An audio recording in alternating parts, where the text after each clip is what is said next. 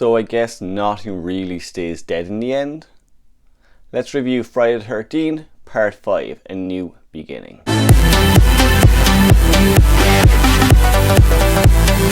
After the success of Friday Part 4, clearly another Friday movie was going to be made, and this is what we got. Now for me, I'm not a fan of this movie. I really didn't enjoy watching. It was quite hard just to get through the movie, and there are many reasons for that. The story itself, so it takes place in kind of like a home for troubled kids, and we follow Tommy Jarvis, who's just going to that home. So Tommy Jarvis, he was the little boy from the last movie, and in this one he is quite grown up. He's played by John Shepherd, and he is quite troubled. He's very shy, he's very angry, and for me he just wasn't a likable character. I didn't really relate to him through this whole movie. I didn't necessarily root for him. A lot of the times I just thought he was quite weird, he was quite troubled, and he just wasn't a character I wanted to see through the whole movie. Saying that though, there's also not a lot of characters in this movie who I cared for either. The cast themselves, they are all kind of troubled youths who are in this centre. Now I didn't mind that idea. I actually thought that was quite smart what they were doing. You know, it was a bit different. It was a new beginning. You wanted something fresh. Maybe they wanted to move away from the camp kind of aspect of Friday the 13th, because at the end of the day most films revolve around a camp. So it makes sense to me that they wanted to do something different. So I do commend them for that. I just don't think it was pulled off very well. As well as that, there is quite a bit of comedy in this movie, but a lot of it just doesn't stick. Even the comedy that we do get, it is quite vulgar. We have the enchilada scene, which I've just never enjoyed in the movie. It's a scene that I've always thought, what the hell were they thinking? This movie was also quite secretive when it was being made. I know when they were making it, I think it was called Repetition, A New Beginning. So a lot of the cast didn't even know what movie they were signing on for. I think somebody does say, you know, on the first day of filming, Jason Voorhees walked past them on a mask. And that's pretty much how they found out they were making this movie. Dick Warlock, who played Michael Myers in Halloween 2, was actually the stunt coordinator on this movie. And I did enjoy that because you can see little bits of Dick Warlock in the performances of the stuntmen in the movie. That was quite cool. It's definitely a fun little piece of trivia to have in this movie, but it's just unfortunate that this is the one he was associated with. And the absolute worst part of this movie is Jason Voorhees is not the killer. Now this is the second time in this franchise where Jason Voorhees hasn't been the main killer, and I don't mind that necessarily. I just hated how it was done in this movie and how obvious it was from the start who the killer was going to be. So the main meat of the story begins when a character at the start of the movie called Joey, he's living in the home and he's actually killed by another guy at the home called Vic. Now there are quite a few red herrings in this movie that I did like that they threw that in there. You know, the character of Vic who kills Joey, straight away you could wonder, will he be the new killer? Also Tommy Jarvis, he is quite strange in this movie. You know, there's something not right about him, so you also could think it's him. Unfortunately, they throw all of that in the bin when the ambulance driver Roy appears in the scene.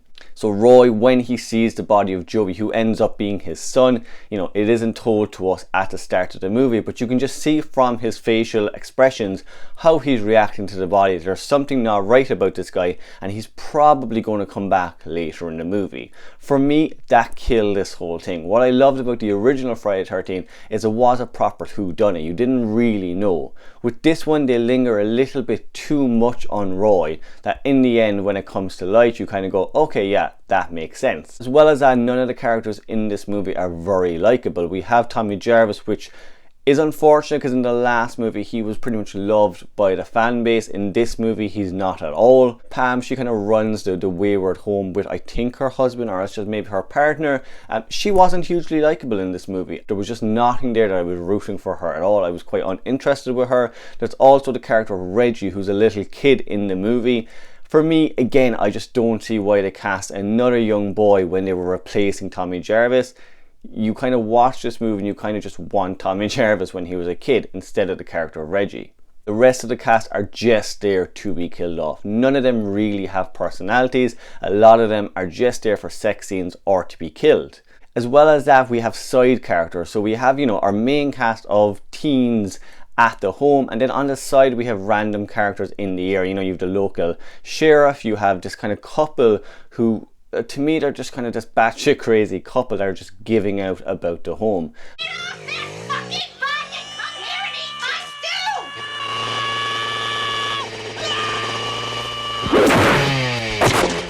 You dumb? For me, I hated in the movie. I thought they were quite silly and they didn't do anything to further the movie at all. They were just there to be quite annoying and to be killed off. So then when they finally got killed off, you cheered for them, but I don't know, I wasn't a fan of it myself. Saying that, the movie does have great kills, and this is also probably one of the highest body counts of any Friday the 13th movie. Unfortunately, Jason just wasn't the one doing the killing. So my favourite kill in the movie is definitely Tina. So she's out in the woods, she's having sex with her boyfriend, he goes off to clean up, and while she's lying there in the woods naked, Jason comes along and pretty much grabs a garden shears and just stabs it through her eyes. I thought it was a great kill. I wish it was in a different Friday movie because it's such a bad movie, but the kills are quite good. Even the boyfriend, his kill, he kind of gets like a belt wrapped around his face from behind a tree and just crushed into the tree. So I liked both of those kills, they were quite good. A lot of the other kills, unfortunately, they do actually get cut out. So there's a lot of kills in this movie that we don't see, which is just kind of silly. I don't get why that happened, especially because it's the 5th movie in this franchise. A lot of bodies, you know, we see them after they've been killed. There's a lot of shots where we're going to see the kill and it just cuts away straight away. I hated that about it. You know, we are in the 5th entry here. I don't know why this was an issue at the time, especially when it's a movie as well where Jason is dead and they're trying to get audience to stick with the franchise. But look guys, I don't have a lot of good things to say about this movie. Even right now I'm thinking of what I can say and there's nothing coming to mind. Even the ending in the movie, you know, it's a good climactic battle scene, I will say that, but there are a lot of issues with it. Even the character of Pam, you're watching the movie and at one point she has a pink sweater on her back, the next second she has a shirt on. A lot of it just doesn't add up and it looks quite sloppy and very badly made. I will say I did like the idea of taking it away from the camp. I thought that was quite smart and just inventive. Unfortunately, it just didn't work out.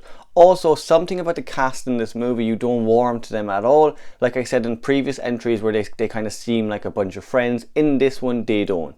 They just kind of seem like they're there for a paycheck, which is fine, but it kills the performances in the movie. Final negative in this movie, guys, is Jason being revealed as Roy. Now that is a huge letdown in this movie. I get what they were doing. Obviously they had killed Jason off and they had to think about doing something different.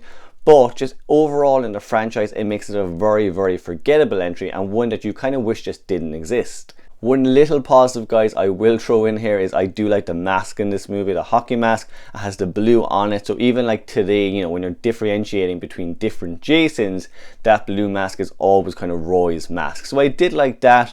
I didn't like the twist, I didn't like the kills, the comedy, as I said, just didn't work. So guys, would I recommend you check this movie out? Not necessarily. If you've seen all of the Friday movies, you know what to expect with this movie, and what you'll find is even if you skip this movie, it doesn't really make any difference to the whole franchise.